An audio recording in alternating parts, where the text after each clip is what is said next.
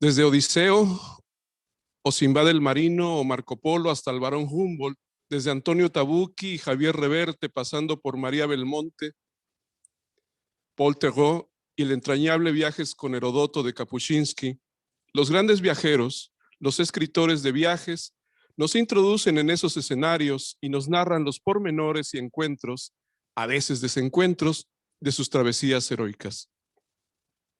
Si a esas travesías y a esas llegadas añadimos la labor diplomática, en la que por natural esencia se viaja para representar, y a esa reunión virtuosa sumamos otro elemento, la visión de una escritora que desmenuza y observa la vida a la que llega y a la gente que contempla, llegamos a esta senda y presenciamos este reencuentro. España y México han caminado por los tiempos compartiendo historia, compartiendo historias. Al término de la Guerra de Independencia, las relaciones entre ambos estados fueron paulatinamente restableciéndose, pero ahora como dos naciones soberanas, amigas sí, pero autónomas.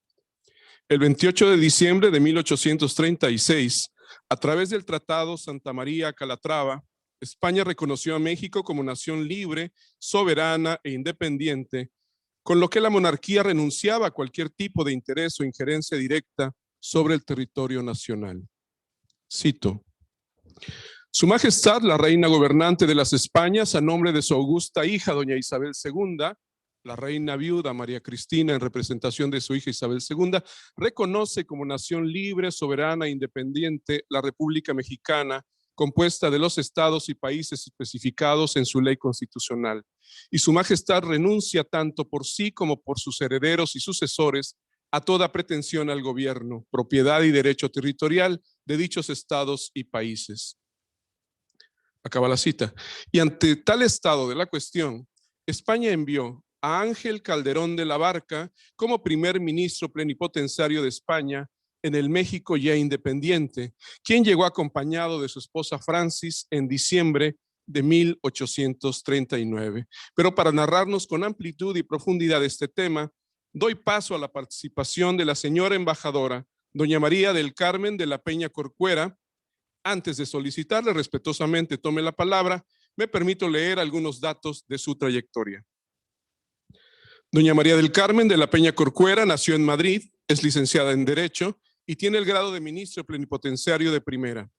Comenzó su carrera diplomática en 1979 en la Embajada de España en Pekín y ha representado al gobierno de España en Brasil, China, Reino Unido, Israel, Etiopía, Qatar, Suiza. Ha tenido, entre otros cargos, el cargo de directora jefe de la sección de energía nuclear y nuevas fuentes energéticas en la Dirección General de Cooperación Internacional, directora jefe de Asuntos Interamericanos, asesora técnica en la ONU para la Comisión Económica para África de la ONU, directora general de Política Exterior para África. Por otro lado, la embajadora de la Peña Corcuera ha merecido las siguientes condecoraciones. De su país, caballero de la Real y muy distinguida Orden de Carlos III y comendador de la Orden del Mérito Civil. Extranjeras, oficial de la Orden del Valor de Camerún, oficial de la Orden de la Corona del Roble de Luxemburgo, lazo de dama primera clase de la Orden Real de la Estrella Polar de Suecia, comendador de la Orden de la República de Túnez, Gran Cruz de la Orden del Mérito del Estado de Qatar, caballero de la Orden Nacional de la Estrella Ecuatorial de la República de Gabón, Gran Cruz de la Orden Piana con decoración pontificia Santa Sede. Cedo la palabra a la señora embajadora, doña María del Carmen de la Peña Corcuera. Muchísimas gracias. En primer lugar, quisiera agradecer al embajador de México ante la Santa Sede su invitación a participar en este acto tan interesante, dedicado al primer embajador español en México, especialmente ahora que se cumplen los 200 años de la independencia de México y que hoy coincide con los 160 años de la muerte del embajador. Con la llegada de Calderón de la Barca, España y México abren una nueva etapa de sus relaciones bilaterales. El embajador, de alguna manera, se convierte en un puente que vuelve a conectar a la nueva nación mexicana con España. Un elemento para analizar este reencuentro entre España y México han sido las cartas de viaje, es decir, los documentos personales que escribieron tanto Ángel como su esposa. Me gustaría comentar que la misión diplomática del embajador contó con un elemento especial que se estudiará más adelante. La contribución de su mujer escocesa, Fanny, autora de un diario o libro de cartas titulado La vida en México y calificada por un editor como el mejor libro sobre México escrito por un extranjero. Ángel Calderón de la Barca también escribió su diario, el diario de su estancia en México, mucho menos conocido que el escrito por ella. Este diario constituye la biografía básica que he utilizado para centrar a este personaje en la época que le tocó vivir. Me gustaría citar en este contexto a Miguel Soto, profesor de la UNAM, que ha hecho una magnífica edición del diario de Calderón, convirtiéndolo en un estudio histórico de gran interés a través de sus notas en la introducción y el epílogo. Como anécdota, quisiera comentarles que parte del diario está escrito en taquigrafía, lo que ha llevado también al profesor Soto a tener que investigar este método de comunicación que hoy en día, en el siglo XXI, las nuevas tecnologías tienden a olvidar. Y la herramienta básica para ese estudio del diario fue el libro Taquigrafía Castellana de Francisco de Paula Martí, publicado en 1821 por la Imprenta Nacional de Madrid. Espero que a lo largo de este conversatorio puedan observar cómo Ángel Calderón y su esposa formaron un equipo que trabajó, viajó y conoció la realidad mexicana a fondo, lo que se refleja en las páginas de sus respectivos diarios. No se entiende, a mi modo de ver, la obra de Fanny Calderón de la Barca, de su esposa, sin estudiar la de Ángel, y viceversa, aunque la contribución de Fanny tiene un mayor valor literario e histórico, mientras que el de Calderón es más político y factual. Dicho esto, quisiera recorrer brevemente la biografía de Ángel Calderón de la Barca. Era hijo de un inspector sevillano que trabajaba en la aduana de Buenos Aires. Tuvo una vida itinerante, vivió a caballo entre Europa y América, como tantos hombres políticos relevantes en la era napoleónica y posnapoleónica. El hecho de haber nacido en América le permitió posteriormente relacionarse de forma más cercana con los políticos de dicho continente en su labor como diplomático. Sin embargo, su origen criollo, había nacido en Buenos Aires, le granjeó críticas al ser nombrado representante español en México en marzo de 1839. Luchó en Buenos Aires de 1806 a 1807 contra los intentos de invasión británicos en el contexto de las guerras napoleónicas y frente a los franceses más tarde en España, donde fue apresado y llevado al país vecino. Allí permaneció hasta el final de la guerra para después retomar sus estudios y frecuentar los ambientes liberales de Madrid. Antes de cumplir los 30 años, se incorporó como servidor público, comenzando como agregado al archivo de la primera Secretaría de Estado, es decir, el Ministerio de Asuntos Exteriores de la época, ¿no? Y este hecho pronto lo llevó a San Petersburgo. Tras el Congreso de Verona de 1822, en el que estuvieron presentes Rusia, Austria, Prusia, Reino Unido y Francia en su lucha contra los regímenes liberales y que tuvo como consecuencia la disolución de la legación española en Rusia, Ángel Calderón de la Barca se trasladó a Londres, desde donde vivió los vaivenes políticos del reinado de Fernando VII, incluyendo el trienio liberal de 1820 a 1823 y la restauración posterior, momentos de alternancia en la hegemonía política de la época. En el primero de ellos tuvo lugar una dominación por parte de los liberales y la vigencia de la Constitución de 1812, mientras que el periodo de 1823 a 1833 estuvo marcado por actividades represivas por parte del monarca. Ángel era hablante fluido en inglés, en francés, en alemán y en latín. Y su carrera americana comenzó en 1835, cuando se convirtió en ministro residente en Estados Unidos.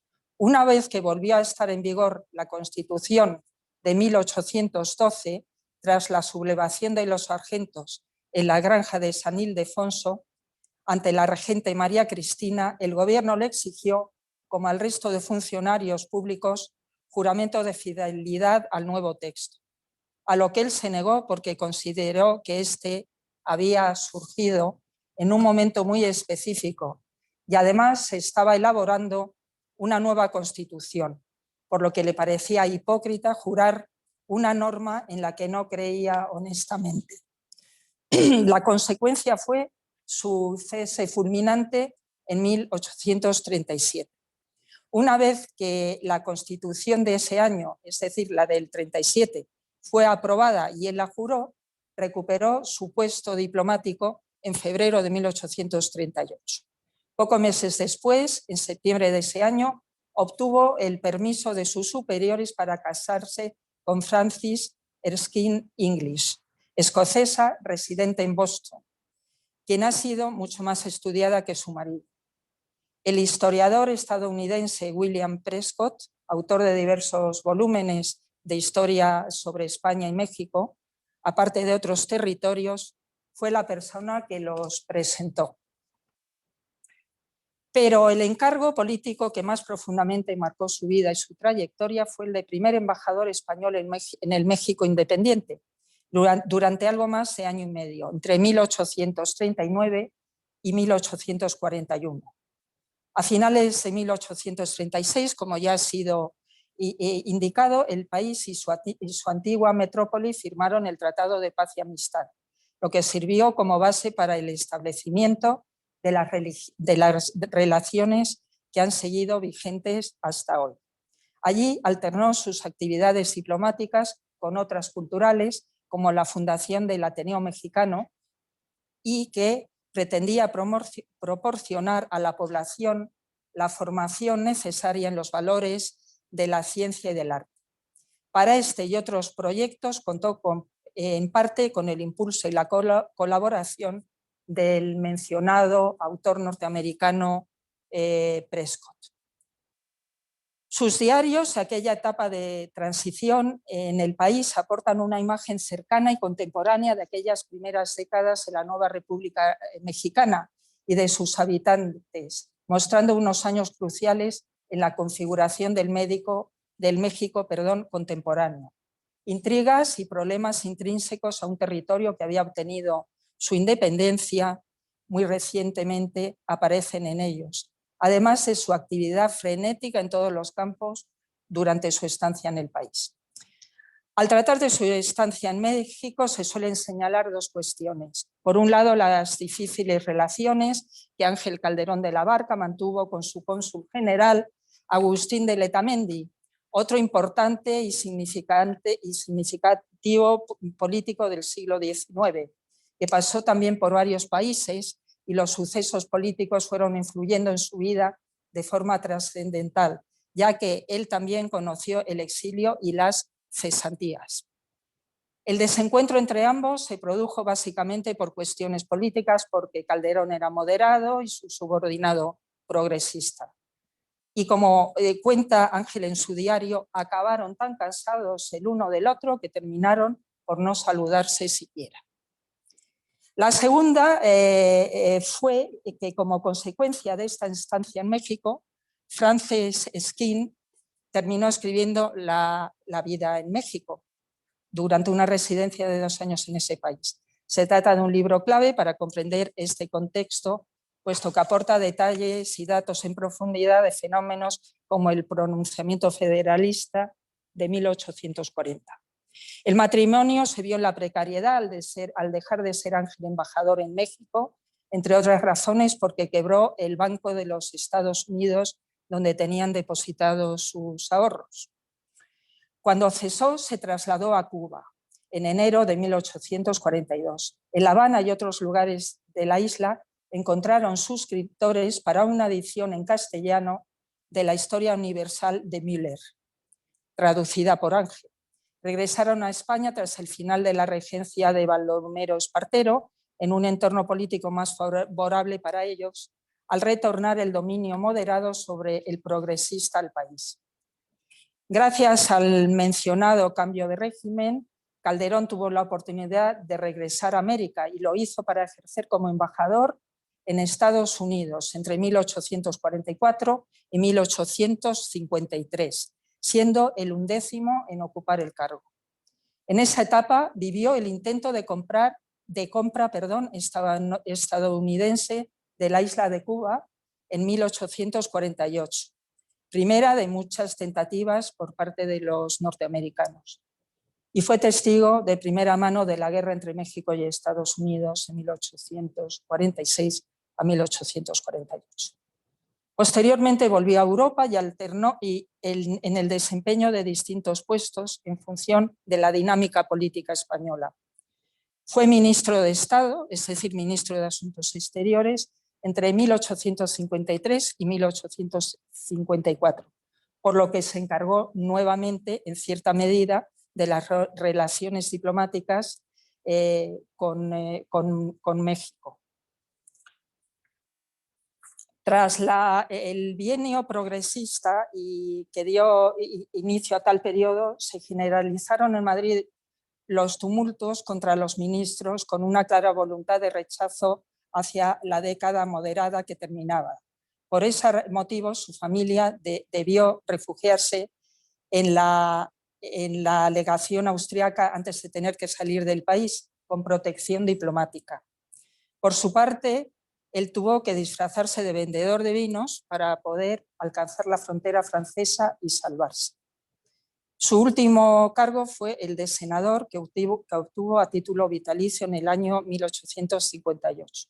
No obstante, permaneció ausente de las sesiones parlamentarias desde que decidió retirarse en Zarauz, en Guipúzcoa, hasta su muerte en 1861, con más de 70 años. Su viuda, Frances, fue llamada a Madrid para cuidar a la infanta Isabel de Borbón, la chata hermana de Alfonso XII, y sufrió el mismo destino de exilio que el resto de la corte borbónica entre 1868 y 1874, momento en el que regresó a España y fue nombrada marquesa de Calderón de la Barca. Recorrida su biografía, quisiera subrayar de nuevo la importancia de don Ángel Calderón de la Barca, que radica en su nombramiento como primer embajador de la antigua metrópoli en México, lo que le permitió establecer contactos al más alto nivel y viajar por el país. Durante su estancia de 2 años fue testigo de los problemas estructurales a los que se enfrentaba un México recientemente independizado. De igual manera, vivió los vaivenes políticos en la política española del siglo XIX, que influyeron, como se ha visto, en los cambios que se producen en su actividad política y diplomática. Como es sabido, el siglo XIX español fue complejo y convulso, hasta que el general Martínez Campos, en 1885, por mandato del rey Alfonso XII, se acerca a las fuerzas conservadoras lideradas por los carlistas, lo que conduce a la alternancia entre liberales y conservadores en la política española. Se trata de un periodo histórico en el que ambas naciones se enfrentan a la llegada de una modernidad secularizadora, una época de militarización de la política, pronunciamientos y cuestiones pronunciamientos en la que se establecen pautas para regular el futuro y también se establecen pautas para regular el futuro de las relaciones de la Iglesia con el Estado. Ya para concluir, me gustaría señalar algunos puntos de la personalidad de Ángel. Políticamente fue un moderado que rechazó tanto los elementos tradicionalistas del carlismo español, así como los afanes radicales del constitucionalismo gaditano. Es decir, lo que en nuestra terminología actual sería una persona de centro a la hora de juzgar los acontecimientos que vivió. Cumplió con las funciones que se le encomendaron como embajador de España, informando sobre la realidad mexicana, representando a España, negociando todo tipo de cuestiones al más alto nivel. Igualmente, protegió al colectivo de los españoles que se quedaron en México después de la independencia, pero no ahorrando críticas a la pretensión de algunos grupos de peninsulares que querían poder disfrutar de su condición, ya fuera de españoles o mexicanos, según les conviniera.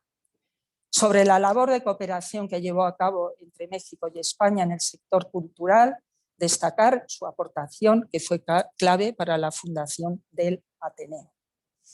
Junto con su mujer, fue un viajero empedernido por tierras mexicanas, lo que le proporcionó una visión muy completa del país desde un punto de vista político y sociológico.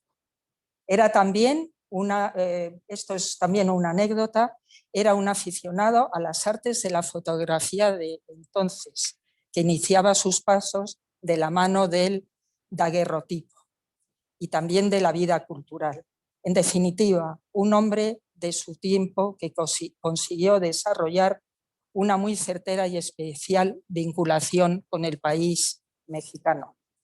Y por lo que a mí respecta, le paso la palabra al moderador.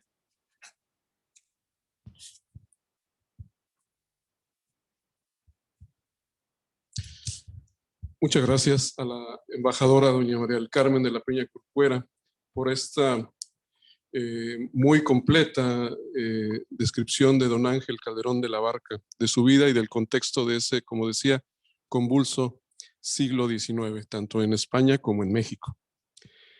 Esta llegada a México de un matrimonio, como decía, formado por un diplomático y una escritora, quienes serían conocidos posteriormente como los marqueses Calderón de la Barca, su estancia y el hecho de compartir lo que vivieron son el motivo de este venturoso encuentro que nos reúne y del que abundará don Alberto Barranco Chavarría, embajador de México ante la Santa Sede. Comparto con ustedes algunos datos de su trayectoria. Nació en la Ciudad de México y se diplomó en la Escuela de Periodismo Carlos Septién García.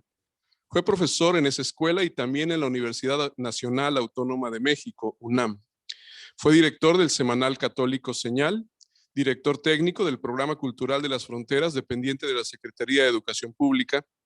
Ha sido conductor y comentarista en programas de radio de corte político, económico y cultural en la XCQ, Grupo Radio Centro.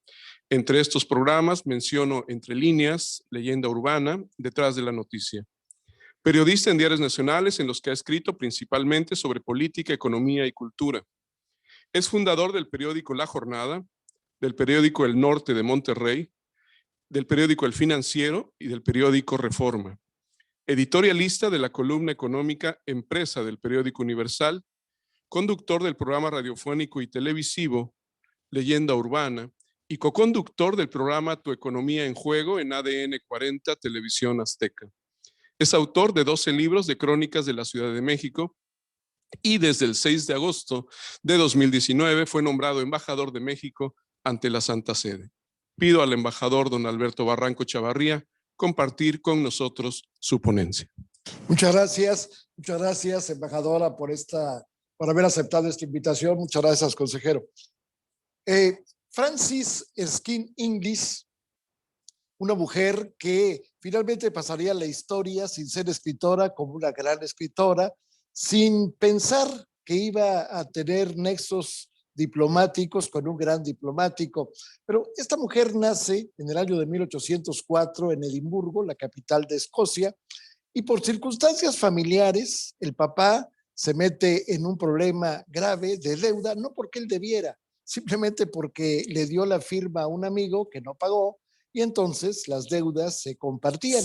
Él sale de Escocia y se van a los Estados Unidos. En Boston, la familia pone una escuela y a través de esa escuela, Frances, la jovencita en aquel entonces, se va relacionando Y entre los personajes que conoce está, como lo mencionaba la embajadora, William H. Preston, un hombre que escribió un libro fundamental para entender la raíz de México, que se llama La Conquista de México. Un hombre que en ese momento, cuando se conocen, estaba escribiendo un libro sobre los reyes católicos, Fernando e Isabel I. Al mismo tiempo, conoce a un mexicano, origen yucateco, Justo Sierra O'Reilly.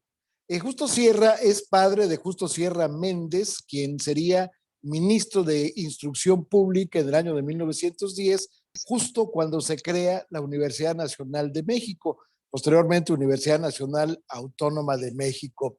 Bueno, este encuentro que de alguna forma alimentaba pues la vida cultural en la ciudad de Boston, de pronto se va a topar Francis, Fanny, como le decían sus amigos, se va a topar con un personaje pues que quizás con perfil legendario. Estamos hablando de Ángel Calderón de la Barca. El noviazgo es rápido, tan rápido que ese mismo año se casan, 1838. Y en 1839, una vez que se había firmado el Tratado de Paz y Amistad entre México y España, que daba fin a 17 años de desencuentros, una vez que la regenta del reino español, María Cristina de Borbón dos Sicilias, quien era madre de la reina Isabel II, que cuando es nombrada reina tenía 3 años. Ella ejerce la regencia, es decir, la tutoría del poder de 1833, en que ella había nacido 3 años antes, repito, hasta 1840, cuando entra justamente un nuevo personaje, pues, que se va a encargar de la administración del reino. Bueno, este documento le permitió a México y a España volver a integrar sus relaciones, volver a reunirse. Finalmente estamos hablando de un mestizaje.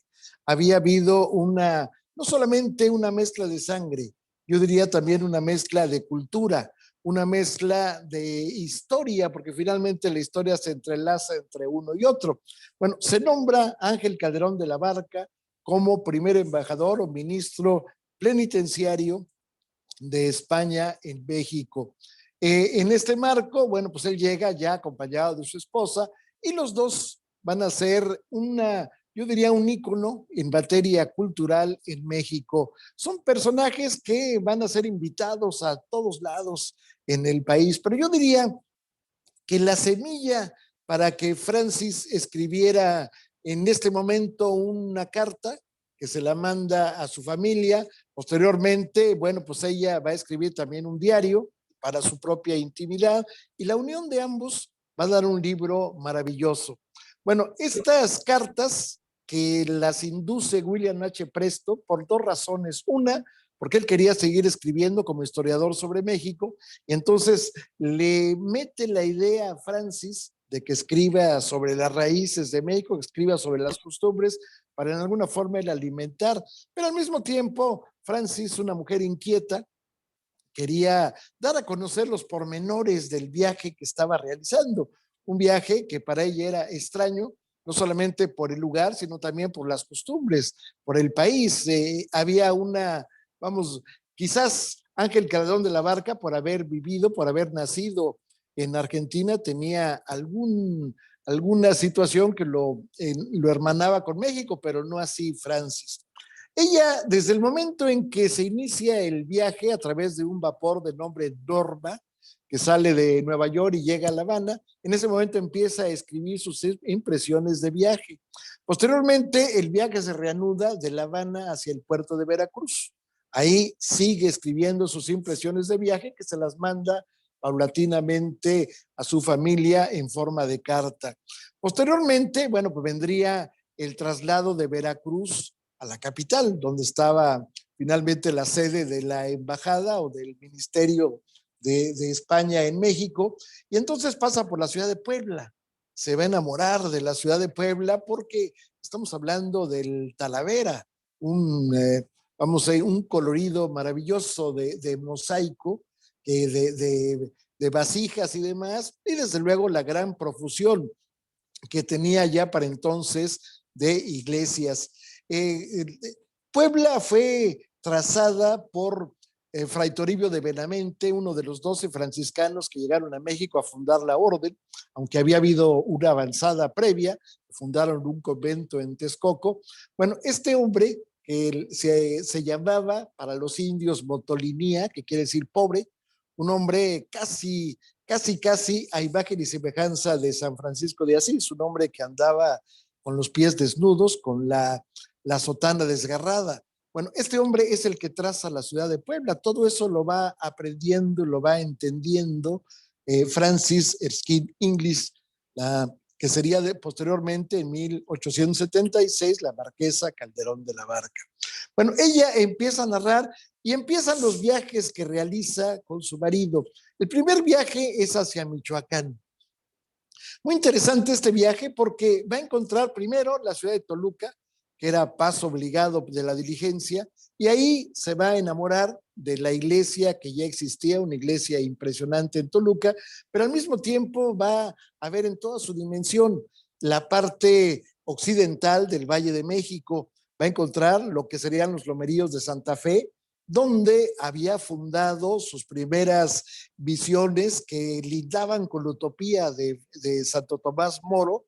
Vamos, había colocado lo que parecía imposible, había colocado Vasco de Quiroga, conocido como Tatabasco, comunidades en donde no solamente se predicaba el evangelio, sino también se hablaba de lo que era pues el desarrollo agrícola, de lo que era el desarrollo de carácter ganadero y demás, una auténtica comunidad en donde nadie era dueño de nada y al mismo tiempo todos eran dueños de todo.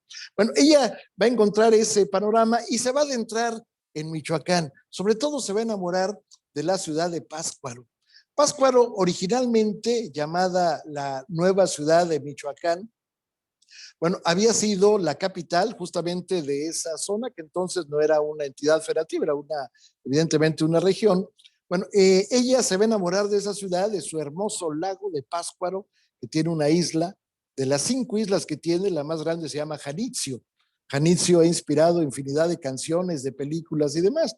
Ahí ella va a escribir una gran cantidad de cartas con todos los pueblos que suenan a música sinsunzan, que tienen tonalidades que asocian lo español con lo indígena, los purépechas, los tarascos, y entonces, bueno, pues escribe tantas cartas que finalmente, muchos años después, 1960, dan para un libro según Viaje a la zona de Michoacán.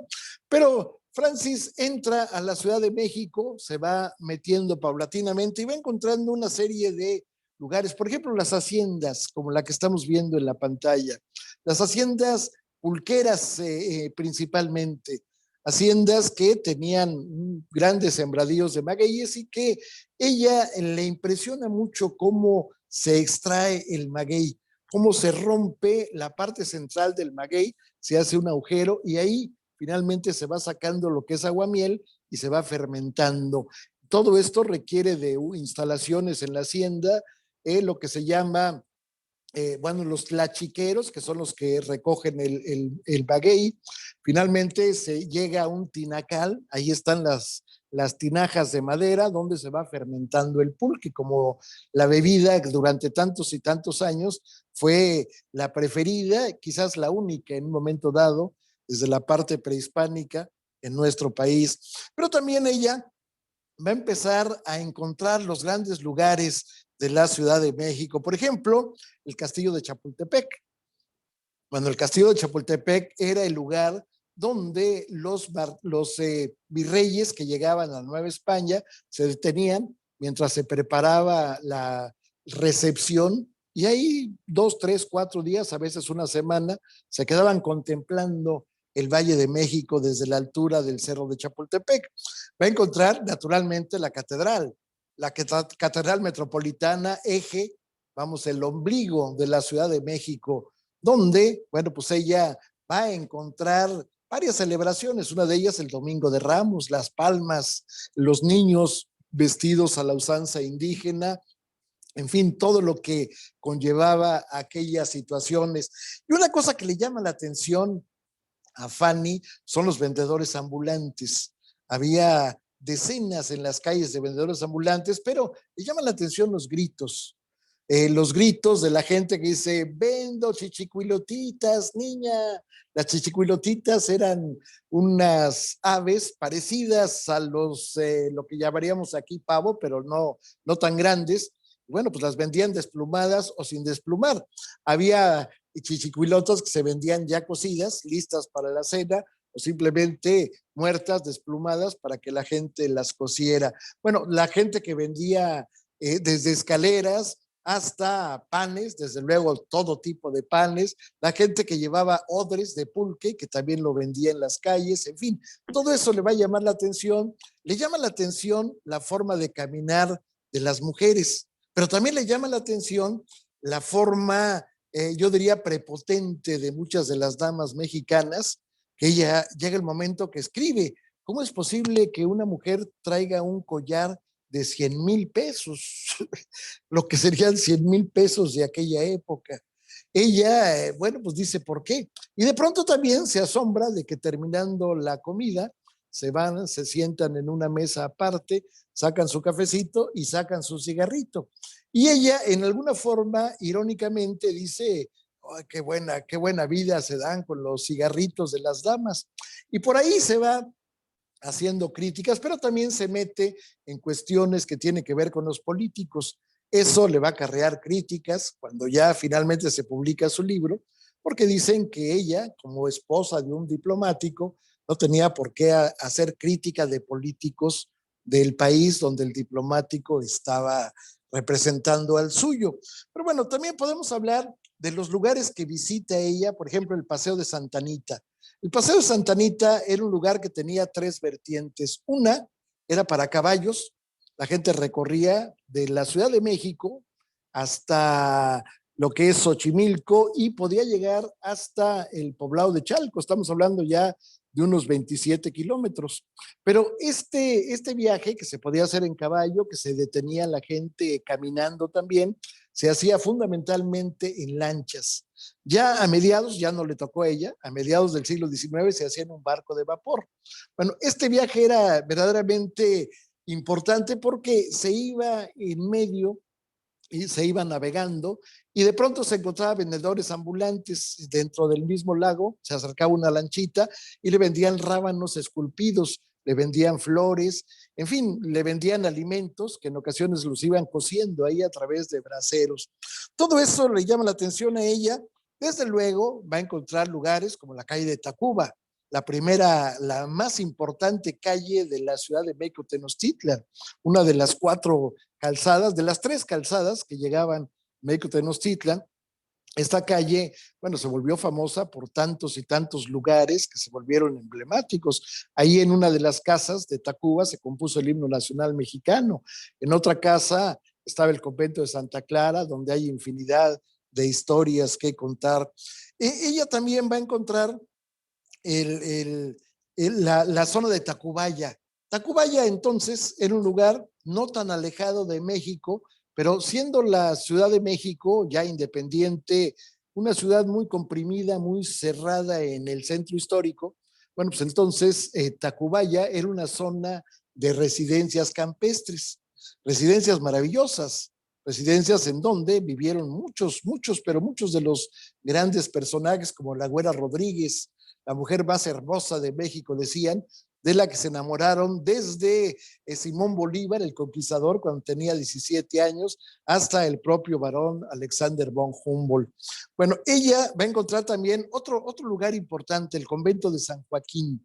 Lamentablemente ya no existe este convento, pero era un lugar, aquí lo estamos viendo en la pantalla, un lugar donde, bueno, habiendo sido un convento importante, tenía jardines y al mismo tiempo tenía una casa. A esa casa llegaban también los virreyes ya en función de entrada o ya en función de salida. Por ejemplo, el último que estuvo fue justamente el virrey que firmó el acta de independencia de México en 1821, el virrey Juan O'Donoghue. Ahí estuvo él. Después, ahí estuvo Agustín de Iturbide, justamente el hombre que logró que se consumara, que se hubiera paz entre los insurgentes y los realistas y se consumara la independencia de México. Ahí también podemos encontrar una gran cantidad, o se podían encontrar una cantidad de retablos bordeados de oro, con unas verdaderamente impresionante la alegoría que representaban estos retablos. Pero también ella va a llegar, Francis y su esposo Ángel Calderón de la Barca, van a llegar al Palacio de Buenavista o la casa de la condesa de Pinillos. Este lugar es un edificio que construyó Manuel Tolsá, el arquitecto valenciano, verdaderamente el impulsor de la escultura y de la arquitectura en México. Él llevó una colección de España, una colección de esculturas de carácter neoclásico, de carácter incluso previo, que finalmente le darían la oportunidad a los estudiantes de la Academia de San Carlos de aprender escultura. Él fue director de arquitectura de la Academia de San Carlos. Este edificio semicircular, bueno, era una casa impresionante. Esta casa se la regaló el emperador Maximiliano en el año de 1865 al mariscal Bazaine, que era digamos, el jefe del ejército español, el ejército francés, perdón, el ejército francés que lo había apoyado en su incursión, pues, como emperador, como segundo emperador en México. Él se la regaló como un regalo de bodas. Se había casado con una muchachita de 17, él tenía 63, pero bueno, dicen que para el amor no hay edades.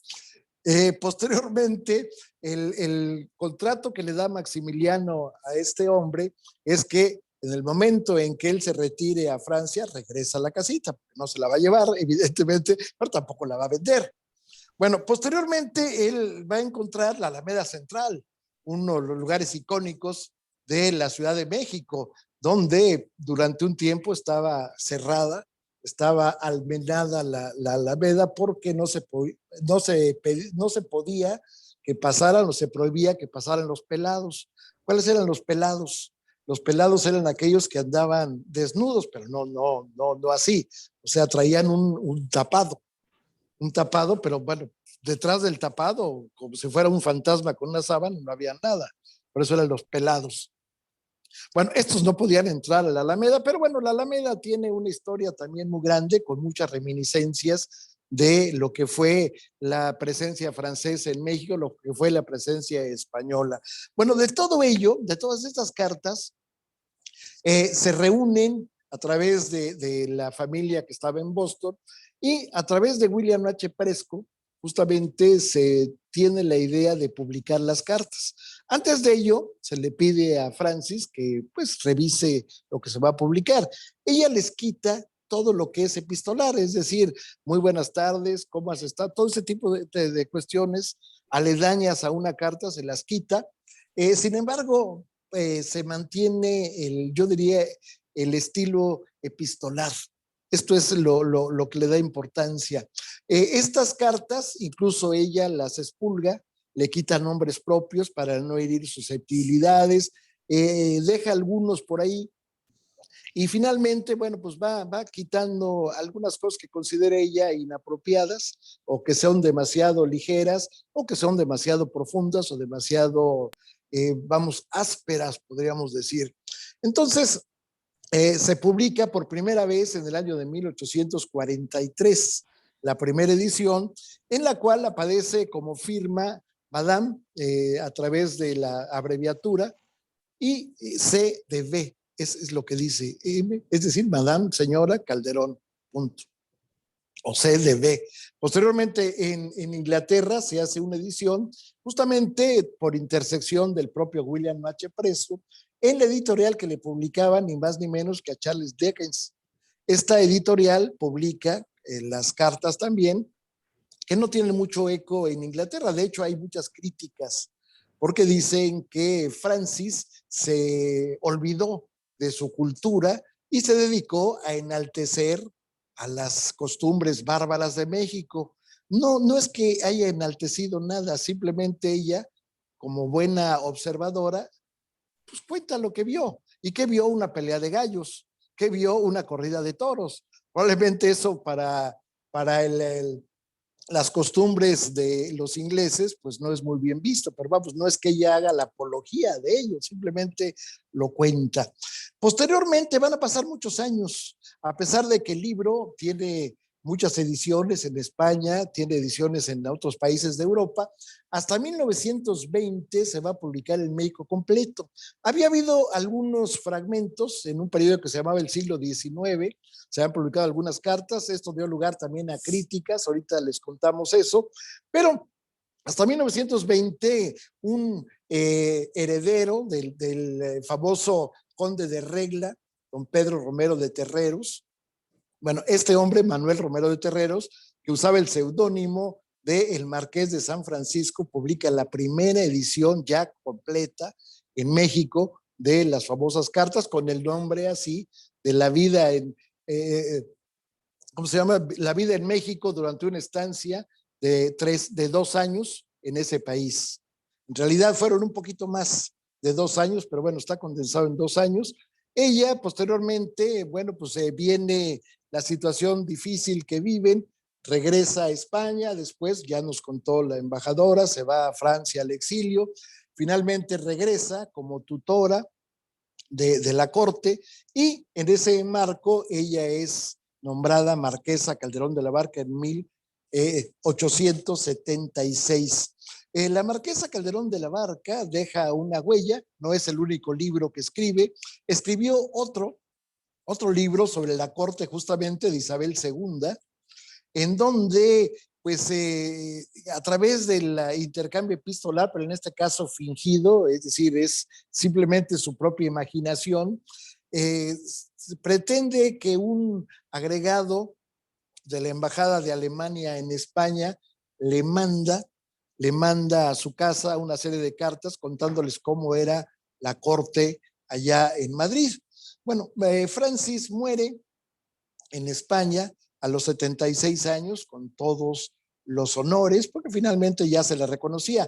Pero en México, hasta 1920 empieza a ser reconocida, hay una gran polémica, pero finalmente sus ediciones se siguen leyendo aún. ¿Qué es lo que pasa detrás de este libro? Bueno, podemos decir que hay elogios como este de Manuel Toussaint, que es uno de los grandes historiadores del arte en México, que dice que el libro es la descripción más detallada y sugestiva de nuestro país. Nos mencionaba también la embajadora Felipe Texidor. Felipe Texidor es un catalán exiliado en México, que era pues, uno de los grandes sabios de México, era bibliógrafo, tenía un expendio de libros viejos en un lugar donde hoy es la Suprema Corte de Justicia de la Nación, pero bueno, era un hombre de una generosidad en cuanto a su bagaje cultural increíble, se hacían bola para escuchar lo que él decía. Él dice que el de Fanny, es el mejor libro que jamás haya escrito un extranjero sobre México. Pero no todo es igual. Tanto dos grandes escritores mexicanos, Manuel Paino e Ignacio Manuel Altamirano, dicen que pues, son calumnias, que lo que ella dice no tiene sustento, que lo que ella dice pues se deja llevar por la pasión, que no se deja llevar por lo que le dice la gente, que ella no vio, que a final de cuentas, bueno, pues son narraciones de segunda mano, lo cual, bueno, es muy discutible. Lo cierto es que otro escritor, Charles Macon Frandou, dice, el libro más entretenido y más esencialmente cierto que he podido encontrar sobre México. ¿Qué critican los escritores de Fanny en relación con lo que dice de los políticos? Bueno, quizás la superficialidad. Dice, por ejemplo, de Guadalupe Victoria, que fue el primer presidente de México. A la caída del primer imperio, después de la independencia de Iturbide, entra como primer presidente con una constitución ya, Guadalupe Victoria, en 1824. Lo describe así: honrado y sencillo ciudadano, melancólico, cojo y de alta estatura, de limitada conversación, aparentemente amable y de buen natural, pero ciertamente ni cortesano ni orador. Bueno, esto yo no lo vería realmente como una crítica, simplemente pues ella está acostumbrada al movimiento del poder en Europa, donde había reyes y bueno, pues en México no existían, hubo 2 emperadores, pero no existía eso. Le parece que no está habituado a los costumbres. Guadalupe Victoria fue un guerrillero, no era un hombre instruido, ni tampoco, mucho menos era un hombre de modales así finos.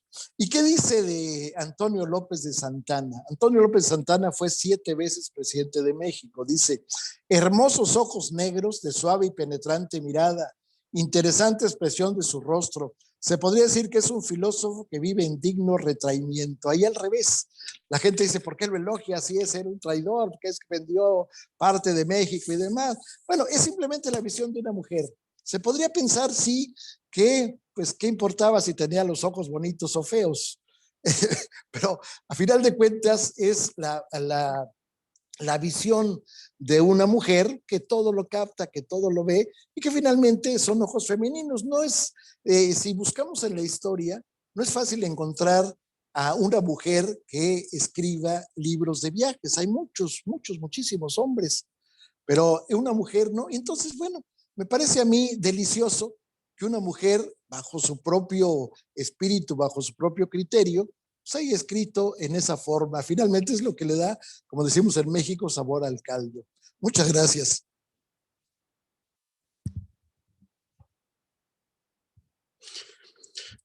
Muchas gracias por esta espléndida intervención del embajador Alberto Barranco, esta descripción llena de anécdotas que nos hace verdaderamente entender mucho más la obra de la Marquesa Calderón de la Barca y tratar de investigar más sobre la historia de México del siglo XIX y de todos los siglos.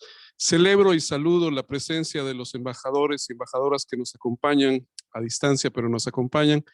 María Fernanda Silva de Argentina, Aneida María Ramos López de Bolivia, Octavio Errázuriz de Chile, Jorge Mario Itzman Robledo de Colombia, Federico Zamora de Costa Rica, René Juan Mujica de Cuba, Manuel Roberto López de El Salvador, Alfredo Vázquez Rivera de Guatemala, Carlos Cordero de Honduras, Brenda Becerra de Contreras de Panamá, María Elvira Velázquez de Perú, Carlos Eduardo García de Venezuela. De la Santa Sede, Eric Sobigidi, de la Secretaría de Estado de la Sección para las Relaciones con los Estados. De las congregaciones, Manuel Vázquez Bravo, de las Misiones del Espíritu Santo. Y a María Teresa Rosas Jasso, cónsul encargada del Consulado General de México en Barcelona. Es turno ahora de abrir los micrófonos a cualquier pregunta o comentario por parte de ustedes. Habría 2 modalidades para intervenir: escribiendo en el chat que está en la parte inferior de su pantalla o simplemente levantando la mano. Adelante, por favor.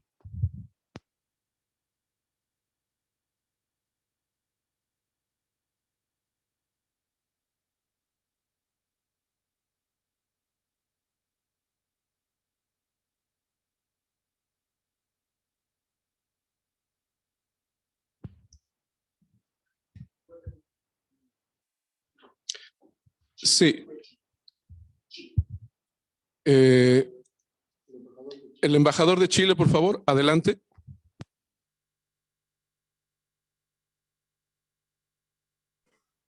Muchas gracias. Yo quisiera solamente agradecer esta oportunidad. Ha sido una tarde para mí encantadora oyendo esta descripción de este matrimonio de diplomáticos, él español, o sea, americano-español, ella escocesa española, que dan una visión del país en que han estado absolutamente encantadora. Y coincido con el embajador de México que en cuanto a las críticas o comentarios políticos que ella haya podido hacer, creo que dictan mucho de su pensamiento.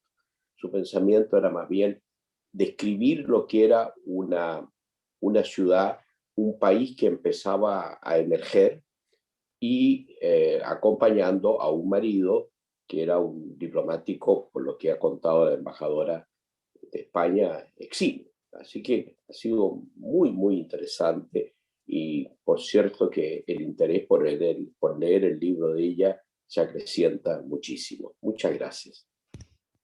Muchas gracias. al embajador Octavio Rázuriz de Chile. ¿Alguien más?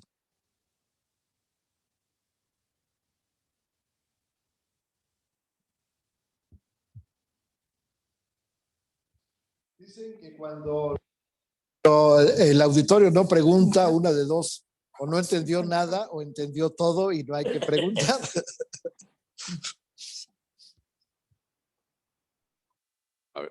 ¿Alguna última intervención? ¿Alguna pregunta? ¿Algún comentario? Este sería el momento. Bueno, muy buenas tardes a todos ustedes.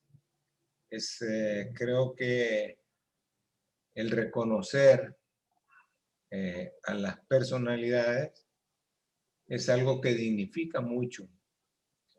Y en este caso, México, cuando está ya iniciando las labores para conmemorar su independencia, realmente les felicitamos. Fue una situación bastante extrema donde muchas personas dieron su vida para que la independencia sucediera, y me siento muy orgulloso de poder escuchar todo lo que se ha estado hablando. Bendiciones para ustedes. Muchas gracias al embajador Carlos Cordero de Honduras. ¿Alguien más?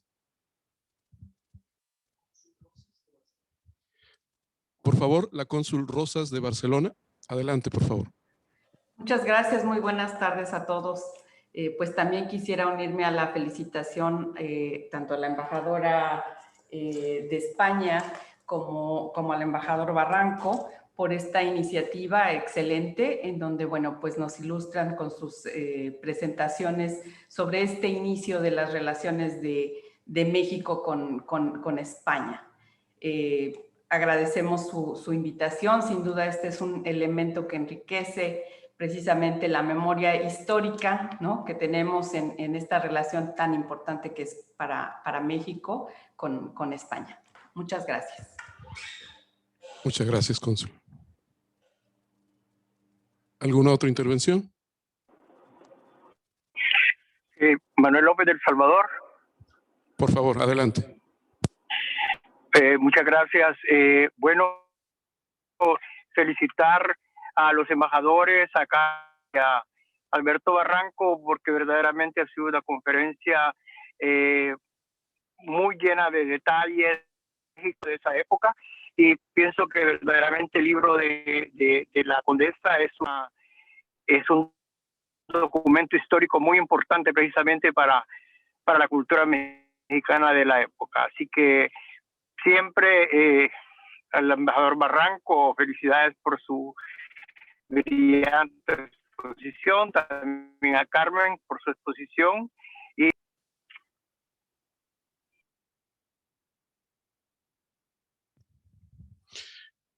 muchas gracias al embajador Manuel Roberto López de El Salvador.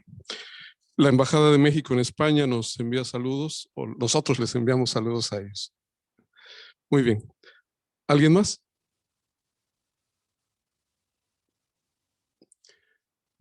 Bueno, yo quiero agradecer nuevamente a nuestra querida embajadora, a doña Carmen, embajadora plenipotenciaria de España ante la Santa Sede, esta generosa participación muy interesante. Y además quiero enseñarles estos libros que ella trajo.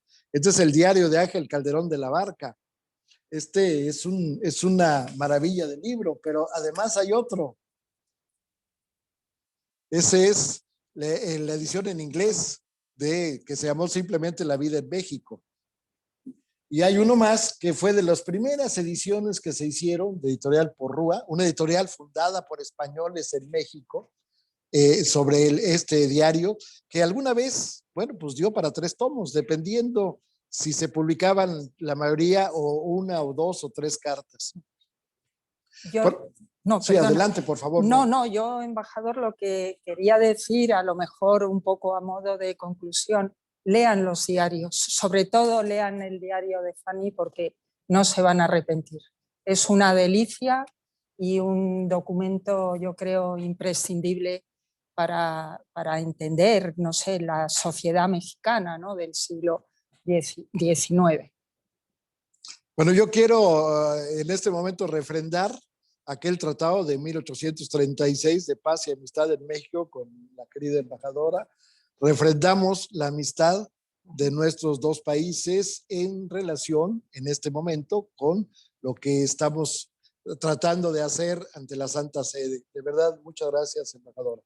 Muchas gracias, embajador, por la invitación. Ha sido un placer compartir tiempo en esta embajada tan querida. Muchísimas gracias.